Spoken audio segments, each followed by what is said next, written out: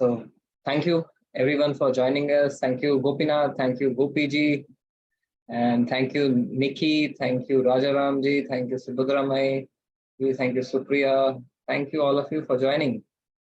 We have repeat customers. That's the best thing any shop or business would want. So we have people coming week over week, every week, making it a priority to be there at 7 p.m. on Saturdays. So it's a sacrifice. Saturdays, it's you are off from work. So you are making us a priority in your lives, and we are grateful for that. Thank you.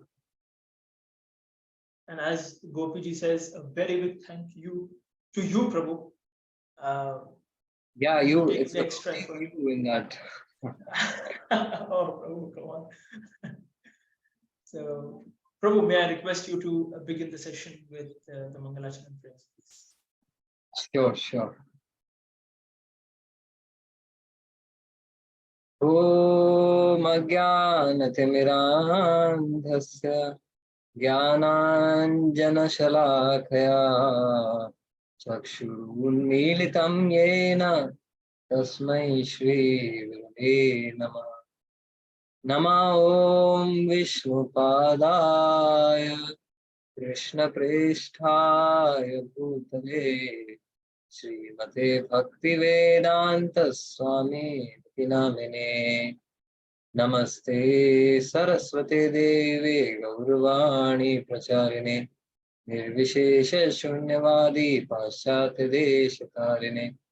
जय श्री कृष्ण चैतन्य प्रभु नित्यानंद श्री अद्वैत गदाधर श्रीवासादि गौर भक्तवृंद। हरे कृष्णा कृष्णा कृष्णा हरे हरे, हरे राम राम राम हरे हरे। हरे Krishna.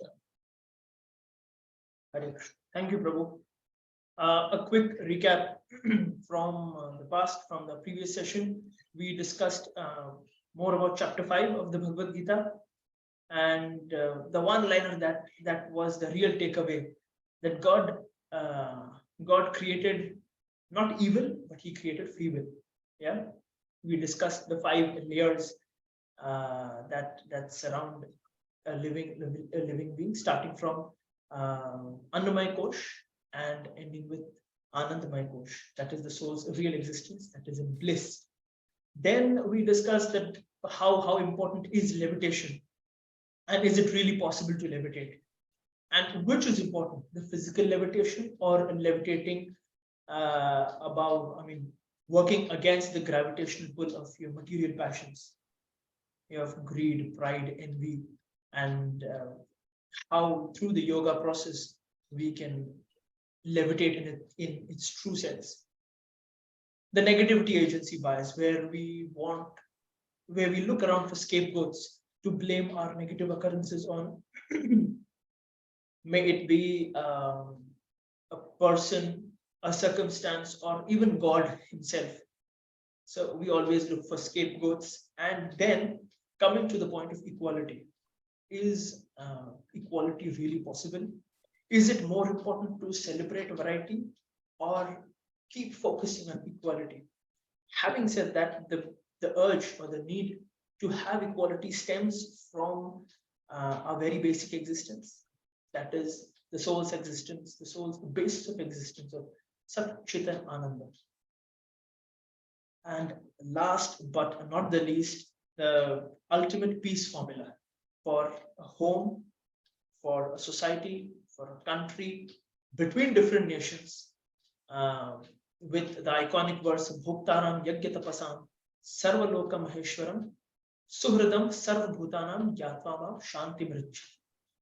That the Supreme Personality of Godhead, Lord Shri Krishna, is everyone's friend. Suhradam Sarvabhutanam, of every living entity, not of only every human, but every living entity. So keeping that as a base and that as the foundation, let's move on to the 6th chapter of the Bhagavad Gita, which is entitled Dhyan Yoga. And as we said, आज मन की बात नहीं, मन की बात होने वाली है. Yeah, why monkey? Because akin a monkey, most of us, at least my mind doesn't stay at one place for a single moment. Sometimes the past, sometimes the future plan, etc., etc., etc. What you want to be at 30, at 40, at 50, what mistakes that I did in past. The monkey mind keeps jumping. So, Prabhu, it's up to you. It's a responsibility आपके हाथों में, how you stop or control this monkey. So, are you ready for the monkey बात?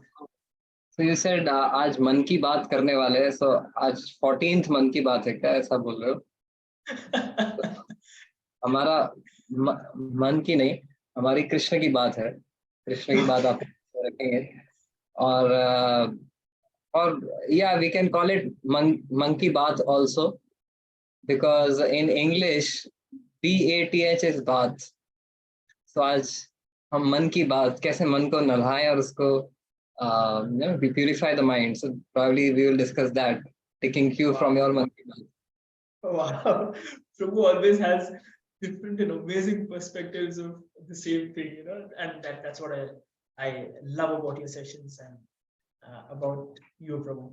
Thank you for that. Having said that, Prabhu, my first question: spiritual maturity, Prabhu. So this is a fact that we all want to grow in any facet of life that we're in, and when you talk about spirituality, often people, after spending quite a few number of years, months or weeks, whatever, is there any yardstick is there a yardstick where you can measure whether there is actual spiritual advancement? Is it just the number of years?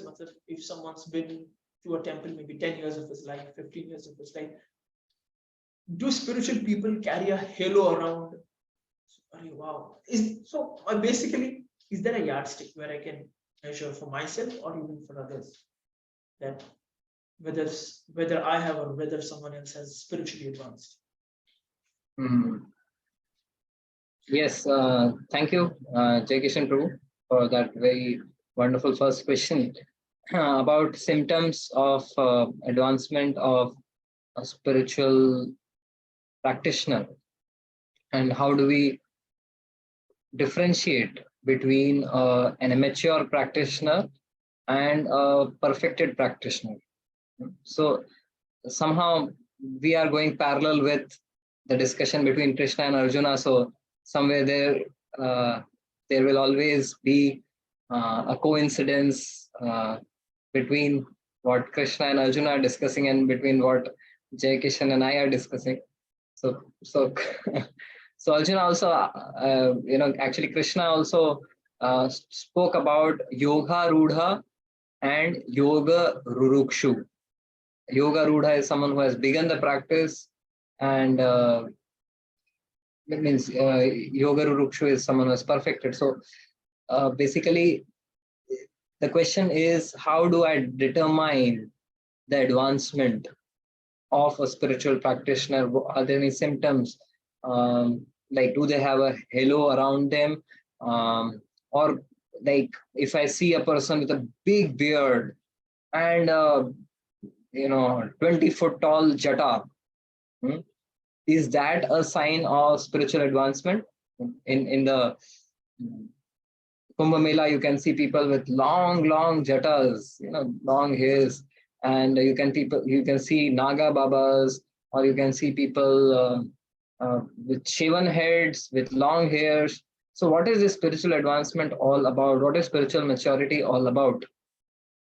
So spiritually refined people are not determined by how they look.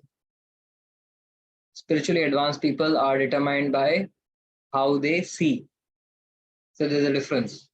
Generally, our perception of a spiritually advanced person is externally there must be something really out of the world for a person to be spiritually advanced. But Krishna's yardstick of what a spiritually advanced person is not at all how they look. But if you look at these verses in the sixth chapter of the Gita, especially the seventh to ninth verses, you'll see that Krishna is saying that someone who is spiritually advanced, there's a difference in how they see the world. Not Krishna is not talking about the difference in how they look. Krishna is talking about how they see the world. So a yoga rurukshu, someone who has begun the practice, they have a different way of looking at the world. And a yoga arudha, someone who has perfected, they have a different way of looking, of seeing things. So what is the difference? A spiritually perfected person sees things from the eyes of knowledge. They go beyond what is visible to our eyes made up of flesh. They see through the eyes of knowledge. Now, even in this world, Jai Kishan, in our normal transactions, we see that there is the truth of things is beyond what is visible to the eyes. For example, if a glutton, someone who is a foodie, when they see a vada pav or a burger, they start salivating, because what they see in that vada pav or burger is explosion of their taste buds. But when a health conscious macrobiotic freak person looks at the vada pav or burger, what do they see? No-go sign. He just sees No. fat, hydrogenated vegetable oil. Okay. Unhealthy. Yeah. So they see in terms of calories. How much exercise will I need to do to burn these many calories, right? So even you see that they are not seeing the vada pav, they are seeing the calories, right? So although externally the vada pav looks the same to both, but one is seeing the vada pav and another is seeing through the vada pav, right? He or she is seeing the calories behind that vada pav which he or she has to deal with. So similarly, a spiritually advanced person doesn't just see things as they're visible to the eyes made up of flesh. They see through the things, through their essence, to be able to penetrate to the superficial surface of things, and they get into the essential um, existence of that thing. So let me give you another example, just to make it my point more clear. Say suppose, have you ever in your childhood, Jai Kishan, I want to ask, did you have a crush for some sort of toffees or poppins? होते थे ना Poppins, वो एक white colour का इसमें wrapper में आते थे और अलग अलग रंग के पॉपिन्स होते थे उसमें, remember? Yes, of course. And those were my favorites. Okay. So, and as children, we would be so excited. अरे ये हरा वाला पॉपिन, ये नीला वाला पॉपिन, ये लाल वाला पॉपिन, या फिर जेम्स, राइट? वो जेम्स चॉकलेट आते थे, छोटे छोटे अलग अलग कलर्स के, हरा नीला पीला सफेद, अलग अलग कलर्स के James. Now, as children, we would be excited. नहीं नहीं, ये हरा वाला मेरा फेवरेट कलर है, हरा वाला जेम मैं खाऊंगा, तू तू ये दूसरा ले ले. But the parent, they are looking at, यार हरा है, नीला है, पीला है, टेस्ट तो सबका सेम ही है. All of them have the same taste. So while the children are just seeing the gems, the parents are seeing through the gems. यार ये अंदर तो वही है ना, तो coloring है, pigment है, right? So a spiritually advanced person don't go by the looks, but go by how they look at the world, right? Don't go by how they look to the world, but go by how they look at the world. And Krishna gives certain determining characteristics that how do spiritually advanced people look at the world. So he says, so the 7th verse, I'll read out the verse to you.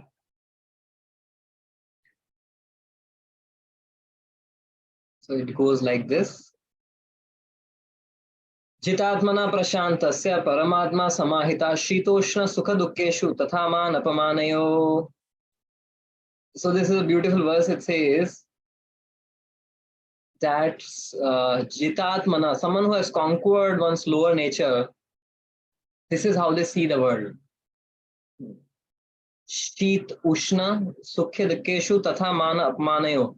They are having equal vision towards Shita Ushna, dualities of the body, Sukha Dukkha, dualities of the mind, Mana Apaman, dualities of the ego. So a spiritually advanced person, when they are when there is summer season or winter season, which means duality of the body, they will see it as, okay, these are different temperatures. They won't get too agitated or disturbed. And similarly, how they see the pains and pleasures, or sukha and dukkha, which anyways comes and goes. Sometimes I get things which I like, sometimes I get things which I don't like in life. But a person doesn't see those things, he sees through those things, that anyways ye hi samsparshaja bhoga dukkha yone evate adi antavanta konte anateshu ramate buddha. As we have discussed in the previous chapter, that the happiness which is derived from the contact of senses with the sense objects is fleeting, it's temporary, and it ultimately leads to pain and misery. So a spiritually advanced person doesn't get carried away by what he or she sees as, okay, this thing can give me pleasure, that thing can give me pleasure. They see through the eyes of philosophy. And then mana apamana, they see mana and apman with an equal vision. Okay, sometimes I get respect, sometimes I'm disrespected. It's just the way people perceive me. Sometimes even despite all my good efforts to keep a relationship, someone may accuse me, disrespect me, and say ill words to me. But okay, someone has praised me in the past for things which I have not done, right? So I see those with equal vision, because all of these three things, dualities of the body, mind, and the ego, they don't touch the soul, right? And therefore, a spiritually advanced person sees these things with an equal vision without getting affected. And also Krishna says in the 8th verse, which is also a beautiful verse, Jnana Vijnana Triptatma Kutastho Vijitendriya Yukta Iti Uchyate Yogi Sama Loshtrashma Kanchana. A spiritually advanced person sees a pebble, stone, or gold with the same disdain. Now, when he looks at a sand or a pebble, some gravel, he or she is not. They just look at it like an adult grown-up person will look at sand or gravels, right? Whereas a child will be very enthusiastic. Oh, there is sand. I'll make a castle out of sand. But a grown-up person, they are not very much excited by the prospect of making a castle of sand, right? But these grown-up people, they get excited when they look at gold or diamonds or rubies or lapis lazulis, right? But for a spiritual advanced person, oh, this is also matter and that is also matter. The child is making castles out of sand, and you are making castles out of gold, right? Or jewelry is out of gold.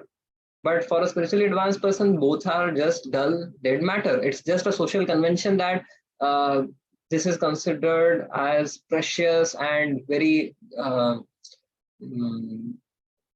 very respectable to have gold. But this is how the spiritually advanced person looks at it with equal vision, that both are energies of the Lord. This sand, gold, and the stone, they are all energies of the Lord, right? We will look at coal as something which is unpleasurable, and we will look at diamond as something which is very valuable. But in the eyes of a scientist, if someone looks at the structure behind, it's made of both made up of carbon, right? So even a scientist can look at a piece of coal and a coal piece of diamond with the equal vision. And what to speak of a spiritually advanced person who can see through these things as the energy of the Lord. They can see through people not as friends and enemies, but as parts and parcels of the Supreme Lord as spirit souls. So this is this equal vision, which is the defining, distinguishing characteristic of spiritually advanced people. Okay, as it's been said, I'll share my thoughts. You speak about not being affected by the dualities. So when you were speaking of this, झट से एक image मेरे सामने आ रहा था where a person is a he's sitting in meditation, he's a yogi, yeah, being unaffected by the dualities, whether it's harsh summer or it's peak winter, it's cold, he's unaffected.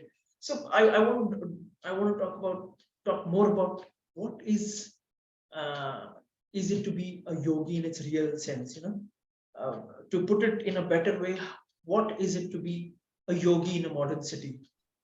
Yeah, is it just buying a yoga mat, practice some asanas, be in shape, or is it something more than that? Well, yoga has become a worldwide fad nowadays. Yoga is a $105 billion industry these days, and even just the yoga apparels, the mats, the yoga clothes, and all of these are so fashionable that they are a lot in circulation.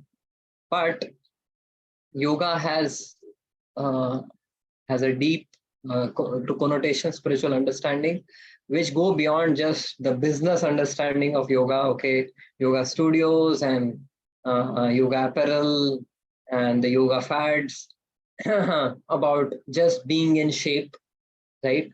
So yoga has deeper understanding and connotations. So let us explore what the Bhagavad Gita has to talk about yoga, and especially the 6th chapter speaks about Ashtanga Yoga, the popular understanding of yoga, but given in its full, not just one particular aspect of that Ashtanga Yoga, which is the asanas, which are in vogue these days because they create physical fitness.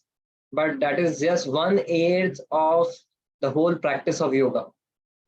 So therefore, if someone just does some asanas and to keep one's body fit, that is I would say not even 1/8 of the practice of yoga.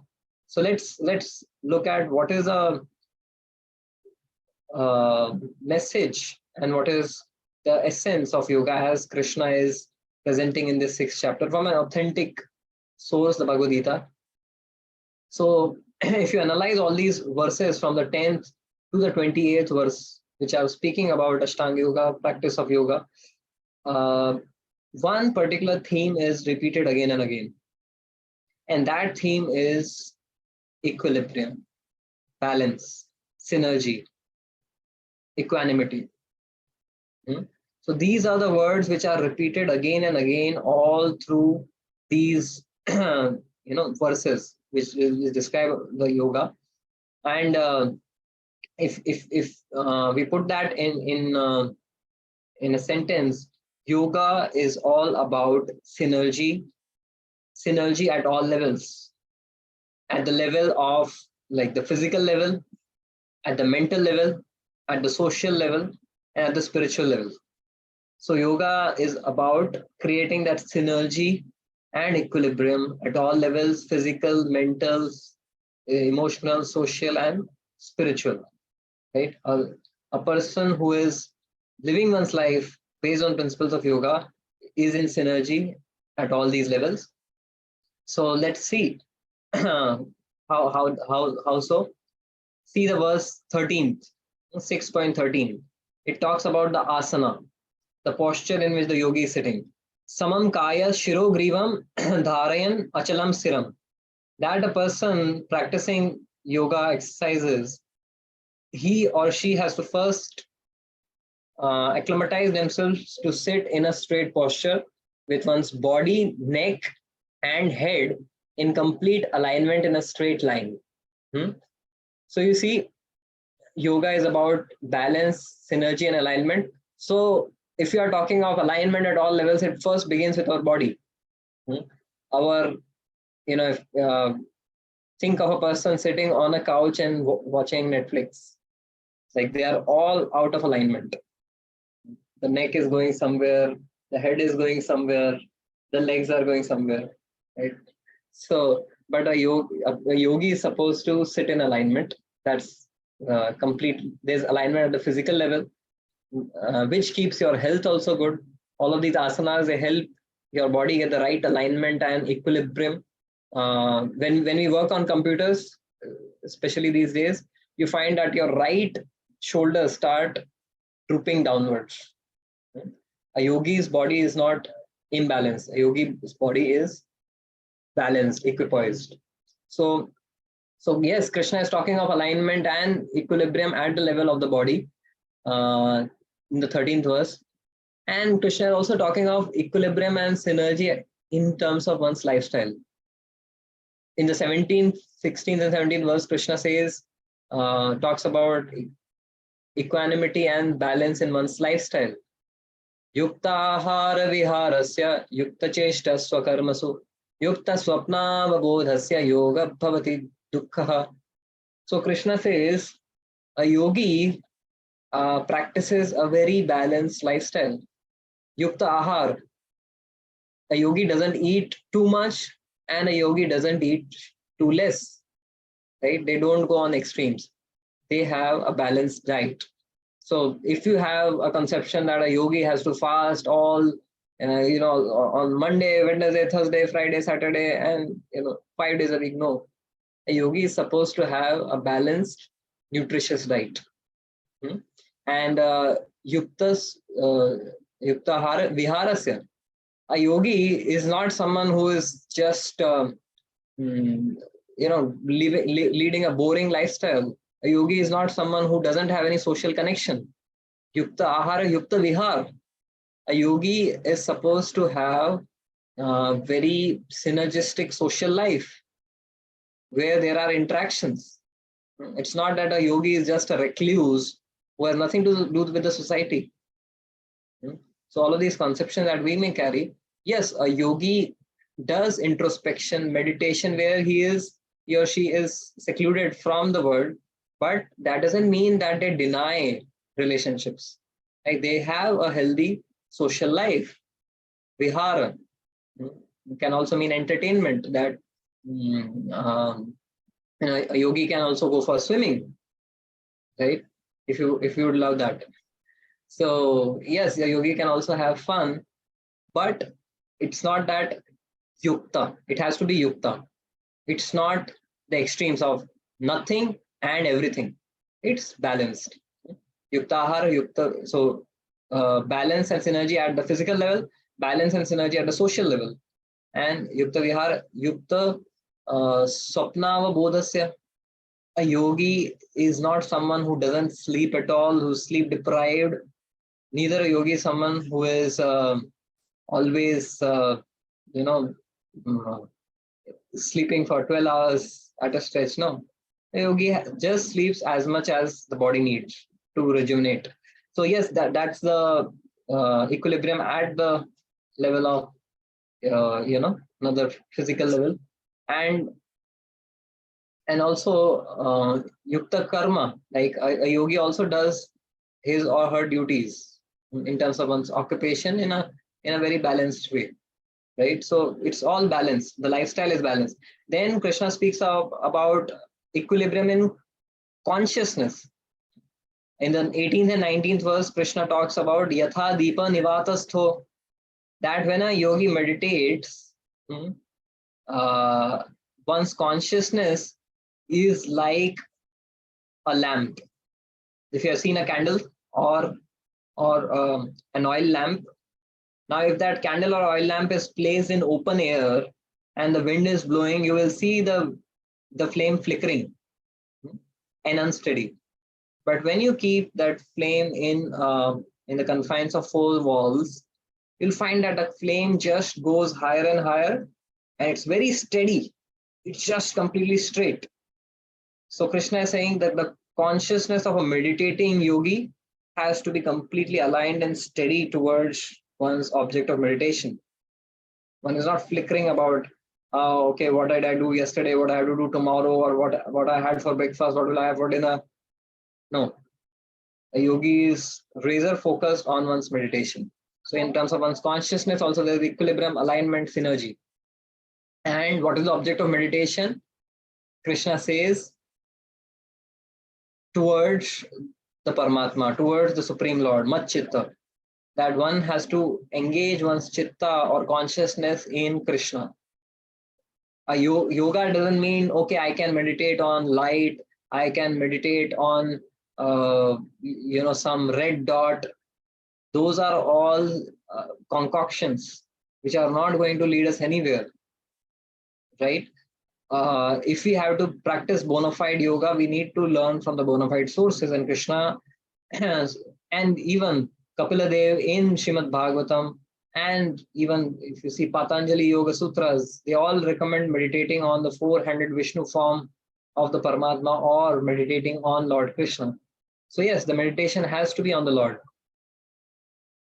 And that has to be unwavering. And then there has to be equilibrium in terms of one's vision, that it's not that just I am practicing my yoga and I am holier than thou, but then I have to have equal vision. I should have empathy. Atma pammyena sarvatra samam cha yadi pashyati. That I should see the pleasures and pains of others as my own pleasures and pains. So this is the consciousness, lifestyle, and equilibrium at all levels: physical, mental, emotional, spiritual, and social. There's complete equilibrium and synergy. And this is what the holistic practice of yoga is all about. Not just some exercises and going to the club and the studio. Equilibrium is what you stressed on quite a few number of times. And even a very popular myth that you busted is someone who's a yogi has a boring life, whereas, as you just mentioned, he does have a healthy social life, a healthy personal life, a spiritual life, but the main thing being equilibrium and balance. Prabhu, moving on to my third question. When you were small, as kids growing up in schools, in the subject called science, we were taught external organs: your hands, legs, eyes, ears; internal organs, liver, your lungs, etc., etc. But as we grew up, there was another part of the body that was discovered, that is called the mind, which we had never heard of in schools. I'm sure none of our viewers also must have studied mind being an organ of the body. Prabhu, what is the mind? Can you tell us more about this entity called the mind, or does it even exist, or what is your take on this? Okay, so coming to the Man Ki Baat. Yes. As you promised, we reached to the Man Ki Baat. So what is the mind? Does it really exist? We know about organs. They are dissected, and even the organs within the body, we can't see them. But if you do a dissection, definitely you can see the various organs, right? So what about this mind? We have never seen it, but we believe it is there. Now just let us look at our vocabulary. How many, like I would request all the viewers to just post in the chat box where, in which sentences or phrases do we use the word mind. I'll say I'll begin first. It just slipped out of my mind. Mind your own business. That's a heavy statement. But mind your own business. Basically, you are telling boundaries in relationships, and you are using the word mind. What else? Mind is not working. What is that mind which is not working? Haven't heard that so often.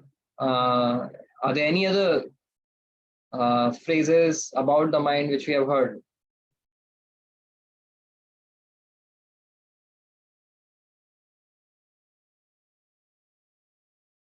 Mind your language. Yes, mind your business.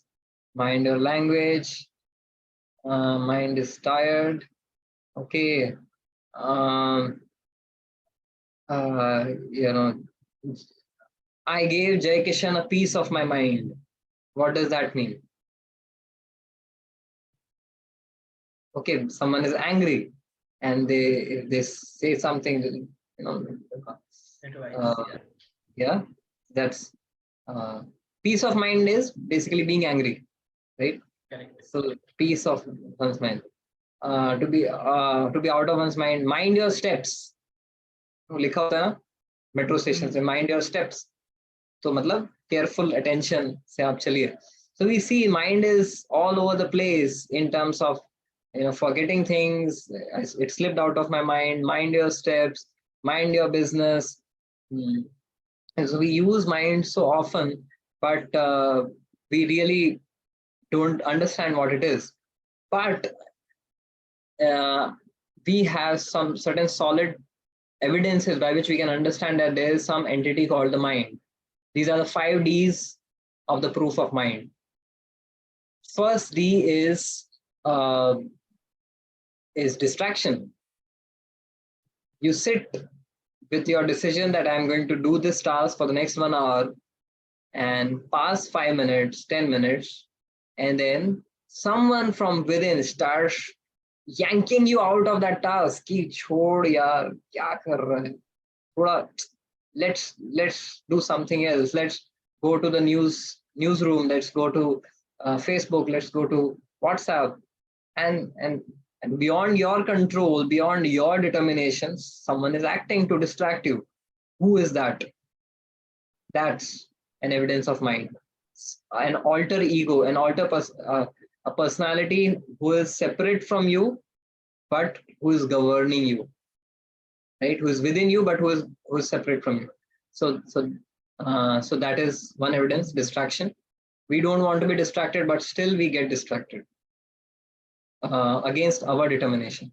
Second, you have um, dialogue with your own self. When you have no one in the room, and you have been involved in a complicated uh, altercation outside, and you come back, and then there are so many thoughts going in your head, and suddenly you start blurting something out. Room में कोई भी नहीं, आप किससे बात कर रहे हो? Whom are we talking to when no one is around us? We all have caught ourselves talking to ourselves. So किससे हम वार्तालाप कर रहे हैं?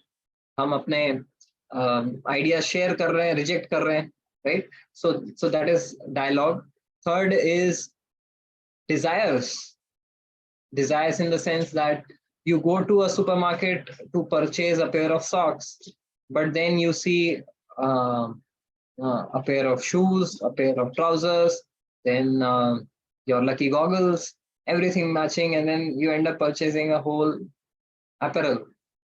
So this is another evidence that who is pushing us to buy things which we had not decided in the first place. So that's the mind, another evidence. Then there is another one which is called dilemma. Dilemma in the sense that ये करूं कि वो करूं, and दोनों के बीच में हम फंस जाते हैं. We say I am in two minds. जैसे कि एक काफी नहीं था, right? And then finally dreams, which is a very tangible way of understanding the presence of mind. When we have turned ourselves off, when we are just taking rest, sleeping, and then we experience dreams. When we wake up, we have a vivid experience of going in a journey, flying in a plane, or being a bird flying in the sky, right?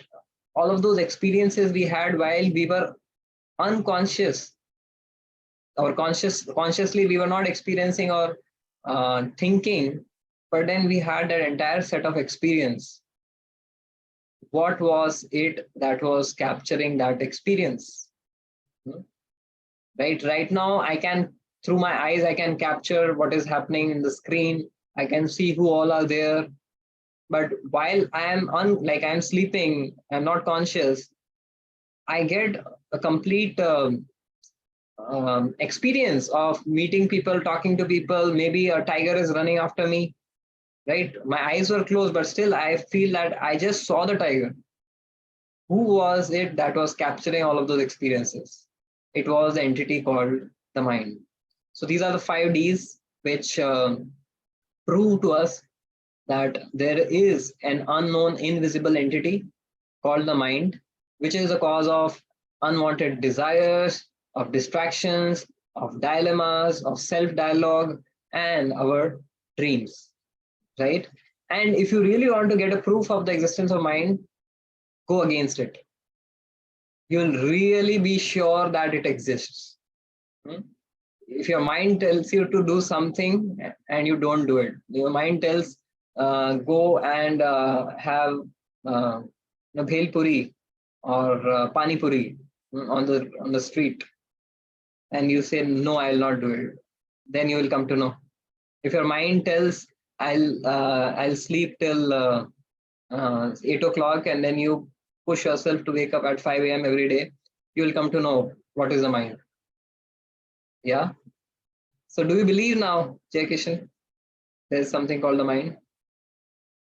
Yes, Prabhu, as you said, go against the mind, and you'll have enough evidence of its existence. How often does the mind tell you not to do a certain thing? Yes. On the Facebook, we have a nice, in terms of the question we asked, that sentences or phrases where we use the mind. Sandesh, my old friend, he has posted, "Are you out of your mind?" Yes, dear friend. Sometimes, maybe, probably, you know better. Thank you for joining, Sandesh. Okay. Okay. Nice. So Okay. you You didn't were answer reading your the. second question. Like you asked, does the mind exist? And then you also asked, what is this mind all about? So do you want to discuss that further? Prabhu, just adding to my question. You know, uh, at times there is a serious conflict between uh, the activities of the brain and what you Mhm. mentioned, like the dreams, the dialogues, the dilemmas. Are those the activities of the brain or of the mind, as to say the mind, or just the brain that is a part, that's an organ of the body? Could you throw some light on that too as you're answering the second part of my question? Okay. Uh, the brain is the hardware, hmm? But the software behind the brain is the mind. Uh, because thoughts, emotions, feelings, and desires are things which are not quantifiable in terms of uh, material phenomena, right? Emotions are something which are felt, whereas matter is defined as something which doesn't have feelings, right? So if the brain, if this phenomena is just attributed to the neurons firing in the brain, or some electrical impulses in the brain, uh, then how do you explain these subtler experiences of thoughts, feelings, emotions, desires, hmm, which are beyond matter? So thank you for bringing up the question, but it's quite evident that brain is just a hardware which facilitates, hmm, the coordination between the mind and the body, right? Whatever is going on in the mind is transferred to the body through the brain, right? If you are agitated and upset and angry, the brain doesn't have any capability or volition to become angry. It's your mind which is agitated, upset, angry, and the mind is connected to the body through the brain, and that agitation of the mind uh, is passed on through the neurons to the body, and then your hand starts shaking with anger, your eyes become red with anger, right? Your skin starts uh, having a increased temperature. So the brain is the hardware for the subtle software of the mind to operate on it, and then the user of this entire software hardware uh, system is the soul, which is the seat of consciousness, right? So how do we understand the mind? Mind is the HDMI screen. HDMI means happiness, distress, multimedia interface, right? It, so it gives us mind shows us a movie.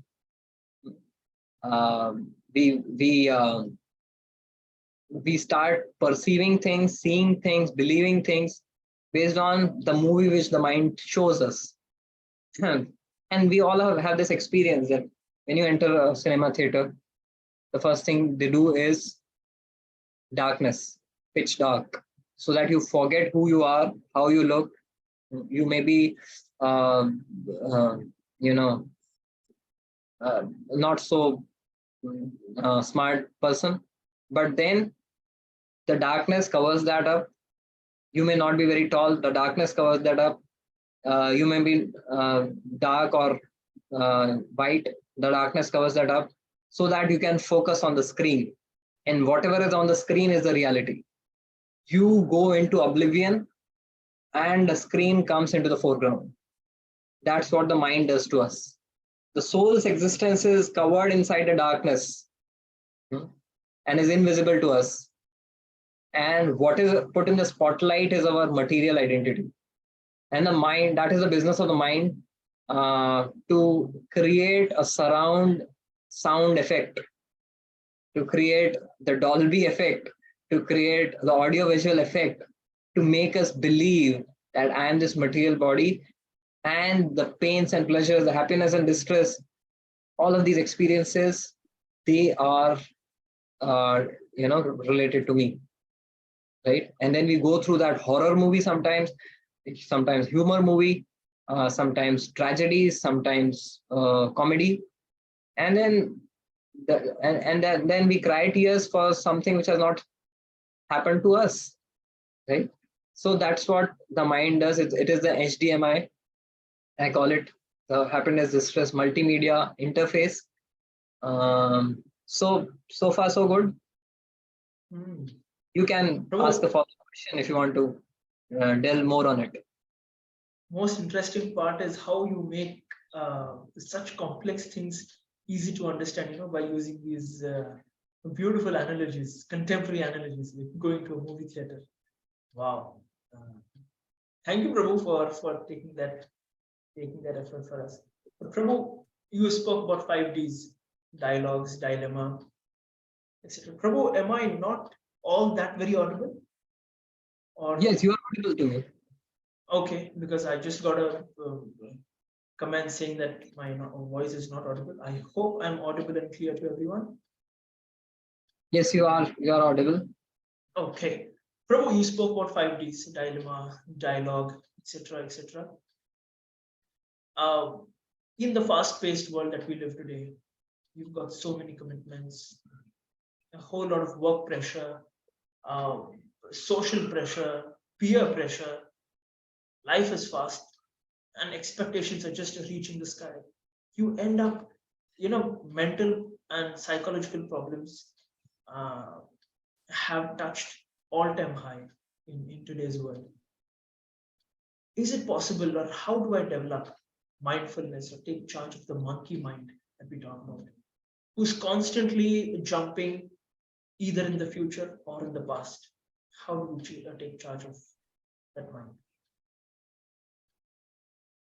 Okay, so this is a very pertinent question that This is the fact of the world that we are living in. Psychological disorders are slated to be the greatest cause of disease in the 21st century.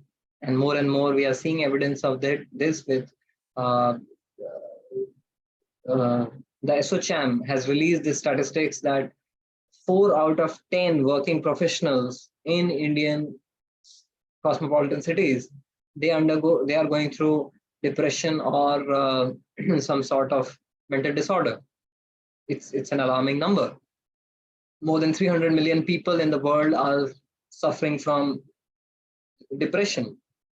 As we talk today, um, you know, it is said that there are suicides committed every minute, running into scores of suicide committed every minute, and it's so alarming and scary.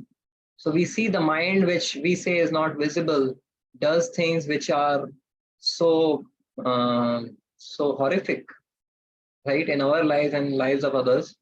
So it's very important to harness um, this machine of the mind. It's a subtle machine. Mm, it is called the subtle body. So how do we harness this mind is a very important subject matter. And for that, we need to understand that how does this mind work? If you really have to harness a machine, if you have to utilize a machine properly, you need to understand how it works.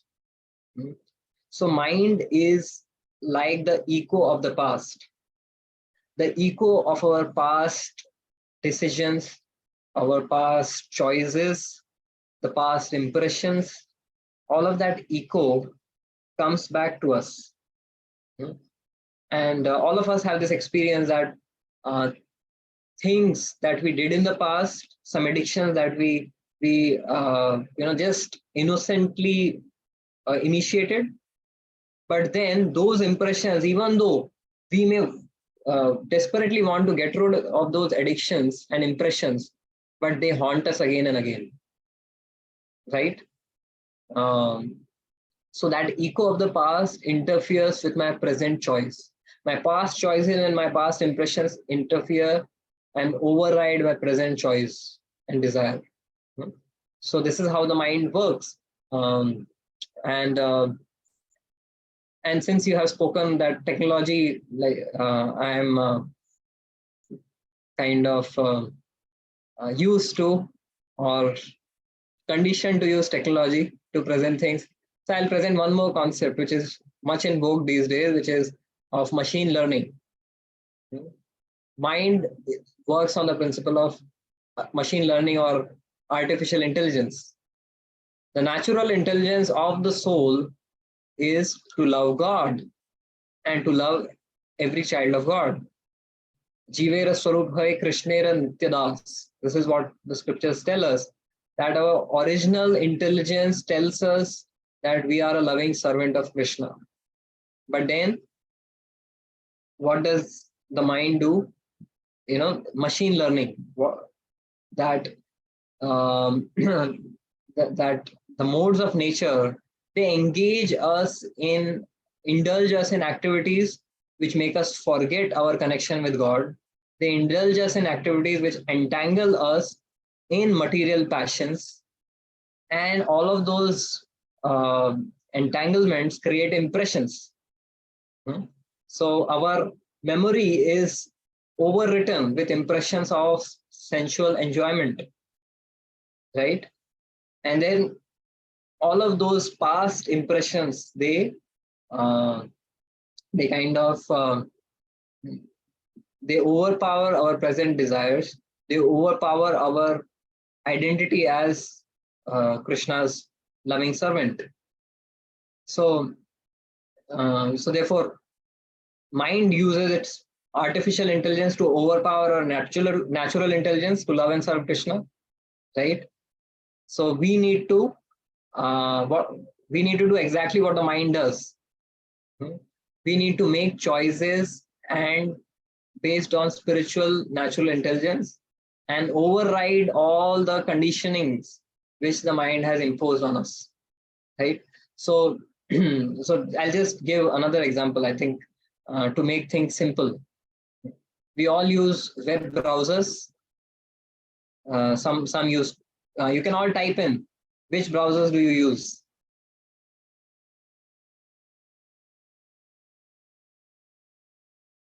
Brave, Adoksha says. I use Chrome. Some might be using Bing or Mozilla Firefox, right? So we all use different browsers.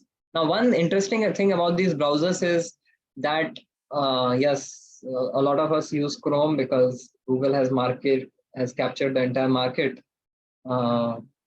Yeah. So we all use browsers, and browsers have something called search history and auto suggestions. So based on our search history of the past, you will have experienced that as soon as you start typing something, it auto completes, right? It gives you suggestions that probably you might be looking for this. It remembers whatever you have searched in the past. If you are looking in Google Maps, automatically as soon as you type in ISK, it completes. ISKCON Chowpatty 7 के मुंशी मारो, यहाँ जाना चाहते हो क्या, click कर दो, don't type the whole thing, right? Or if you are looking for a particular on YouTube, you have been hearing a particular genre of music. As soon as you type in music, that it will just throw in that particular genre of music, right? So your browsers, your all of these apps, they have search history. They store your search history, and then they give you suggestions. And that is what the mind does to us. The mind has seen our past search history, what all we have been looking for, the material sensual pleasures, and then it gives us auto suggestion. अरे इधर देख, ये खा, ये देख, ऐसा कर, वैसा कर. And this is how the mind works on us. But the good thing is that the browser can be reconfigured. You can delete the search history, or you can search the right things on the browser, so that the next time the mind helps you with the right kind of searches. So if I've been just looking for spiritual lectures of spiritual teachers such as Srila Prabhupada, Radhanath Swami Maharaj, Swam Bhagwan Keshav Maharaj. So yes, the browser will remember it, and next time it will give all these recommendations that watch Prabhupada's video, watch Radhanath Maharaj's video. Why? Because it has seen me watching all of that. But if I watch the wrong kind of videos, the mind is going to prompt me to do that also. So if Krishna says, mind, it can be your best friend and it can be your worst enemy. And as some other author also said, mind is a great servant, but a very dreaded master. So it can be a great servant if you train it in the right way, but it can be a very dreaded master if you live under its control. So Krishna says that, let me read out the verse for you.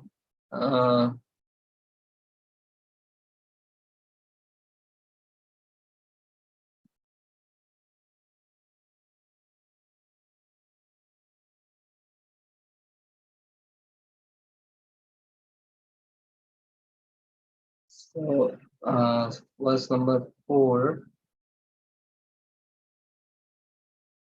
उद्धरेद आत्मनात्मानं न आत्मानं अवसादे आत्मैहि आत्मनो बंधुर आत्मैव रिपुरात्मना. The mind can be your best friend and the mind can be your worst enemy, the 5th verse of the Gita. So yes, we need to train our mind to be a best friend by kind of superimposing the right kind of desires and choices, rather than the mind letting the mind take control of our lives. So how do we do that? There are 2 practices by which we can train our mind to be the right browser, which gives us the right kind of auto suggestions. There are these 2 practices. one of introspection and second of meditation. So these two practices are really powerful practices which we can incorporate in our lives. Introspection is basically when our conscious, intellectual, spiritual self starts a dialogue with our impulsive material self. So we have these two selves, the intellectual, spiritual, reflective self, and the material, impulsive self. The impulsive self is made up of the mind and senses. The reflective self is made up of the soul and the spiritual intelligence.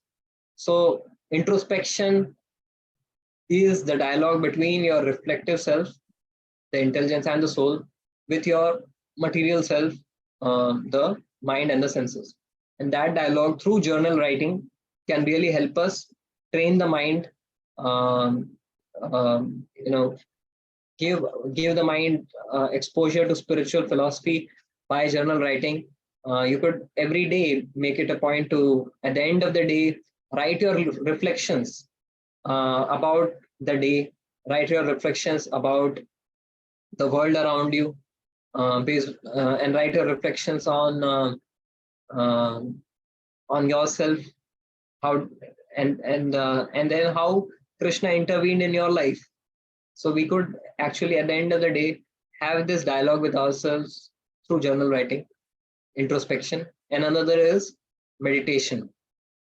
So meditation on the mantra is very much recommended, mantra meditation, where we where we train our mind for focus, where we train our mind for spiritual purpose. Right? It is called, meditation is called the gym of the mind.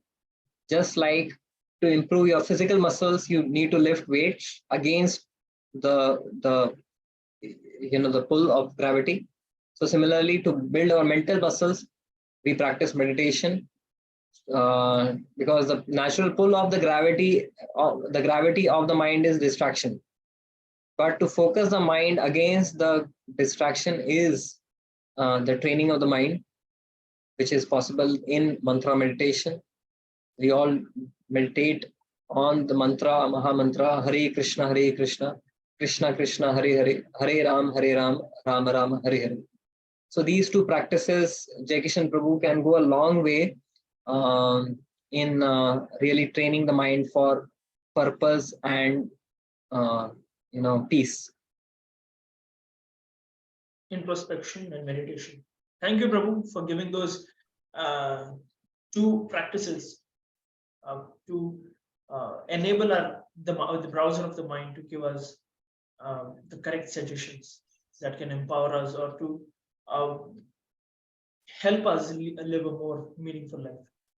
Now, Prabhu, I'll be honest with you and many of our viewers here.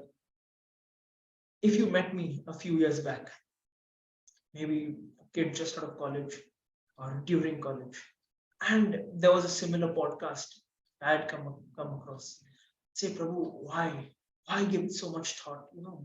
Mindfulness, introspection, meditation. किसने देखा, क्या पता कल हो ना हो. Enjoy as much as possible. There's one life. कल हो ना हो देखा नहीं आपने?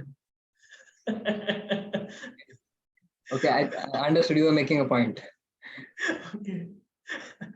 Probably we've already given an analogy of a movie theater, so I guess you're going back there. Kal ho na ho. But yes, so there's always this thought that a very major distraction, that relax, chill, enjoy one life, YOLO, as they say. You only live once. Who knows what's there in next life? And if you've not enjoyed, you'll feel, oh, I didn't enjoy in this life. And who knows what next life is all about. What is your take on this, Prabhu? For someone who's in this zone, who's in this mental or spiritual zone, what would be your advice to him or her? Okay. So first of all, I would say that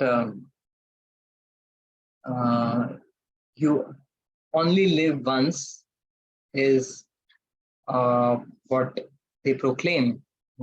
But do they have any proof for it? They say you can't prove to us that there is a life after death. But can you prove the other way around, that there is no life after death? Right? So the odds are equal for both. When I say that there is life after death, you say I can't prove it. Maybe I can, but that's what you believe, that I can't prove it. But when you say that there is no life after death, what proof do you have? Have you seen what happens after death? Right? No. It's an assumption. It's a hypothesis that some people carry. But if you look at this hypothesis, it reduces the world to meaninglessness. It reduces your life to meaninglessness. That you just happen to exist at one particular spot of time for no good reason, and at one particular point in time, for no good reason, you cease to exist. Right? So your life begins with meaninglessness and ends with meaninglessness. What meaning are you going to squeeze out of your life in the middle? Right? So you are equally gullible with your hypothesis and assumption that you only live once. But on the other hand, I do have proof of you existing beyond this life and before this life. And Krishna gives a very logical understanding. Dehino asmin yatha dehe kaumaram yauvanam jara tatha dehantara prapti dhiras tatra na muhyati. Right? Krishna says that when in childhood we had a different body, in youthhood a different body, in adulthood a different body. All through our life we have been familiar with change of body, but we continue to exist as the same person. So Krishna says even at death, when the body is not there, it's natural that you will take up another body and continue as the same person, right? You because you are not the body. Your existence goes beyond the beyond the confines of the body, and there are scientific proofs of that also. Now this is logically proved. You know, we say I hand, my hand. We don't say I hand, we say my hand. We say my body, not I body. So logically, we can say we are an entity beyond the body, right? And there have been scientific evidences. There have been out of body experiences where a patient undergoing surgery has been able to recount the entire sequence of the operation surgery while they were under anesthesia and unconscious. They were able to recount that which doctor came first and did what procedure they did, because the soul, along with its subtle body, the mind, is able to waft above the body and able to see from that vantage point what is happening out there, right? So there have been out of body experiences, there have been near death experiences, and there have been innumerous accounts of reincarnation stories. There has been an account of a person who died in the World War II, and then later on, as a 4 or 5-year-old child, was he was having these nightmares in the night of plane crash, and then he was able to tell to his parents, my name is this and I lived in that time and my plane crashed. And then they took him to the cockpit of a plane, and he was able to explain everything, how the gears of the plane function, and what is the CAS system of the plane. So everything, how can a 4-year child explain, right? So there have been innumerous such accounts. There has been account of a person who died in the World Trade Center crash on 9/11, and later that a child was said that he was the music engineer who was working in the World Trade Center. So there have been innumerous accounts. There's a book by Ian Stevenson which you can go through to see proofs of the soul's existence in the next body. the same soul carries forward to a next body, and sometimes this memory is preserved, the past life. So yes, there are proofs that there is life beyond death, and you only live once. We just let me plug in my laptop. Just give me a second.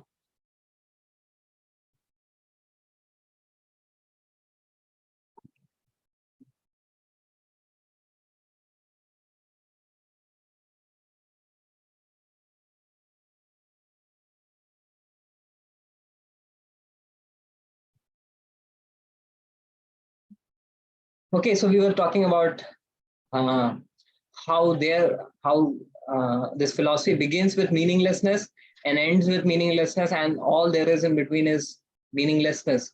Whereas this philosophy, the spiritual philosophy of the Bhagavad Gita, brings so much meaning to life. And even if you talk in terms of pleasure and happiness, spiritual people, the people who follow the philosophy of yoga, they have uh, a very wonderful balanced lifestyle. Their body is healthy. They don't burn their body out with sense gratification. They live a healthy life. They have a good lifestyle. They are able to wake up early and relish the fresh breath of air, do some jogging, yoga in the morning, right? And they are people with good conduct and character, because they are not selfishly oriented कि मुझे ही मजा करना है, जितना करना है अभी कर लो. They don't live with the mindset of taking, they live with the mindset of giving. So people who are practicing the spiritual philosophy, they have good relationships because they live from based on a different paradigm. So even in this life, you are able to enjoy more and have a more meaning and have a meaningful life with the spiritual philosophy, rather than with this philosophy of you only live once. And now coming back to Gita, does Krishna also speak about it in this chapter? So yes, Arjuna had the same doubt. Jai Kishan, it's no coincidence. Arjuna asked कि देखो भाई, अभी आपने जो सब ये योगा का mind control बताया बहुत डिफिकल्ट है. मान लो ये कर भी लिया, तो करने के लिए I have to give up material enjoyment. You only live once की फिलॉसफी छोड़ के मैं आया, और इधर आपका योगा करने में मान लो मुझे वो सक्सेस नहीं मिला, मान लो वो एग्जिस्ट नहीं करता, तो मेरा क्या होगा? So what does Krishna tell? So let's hear from Krishna's mouth.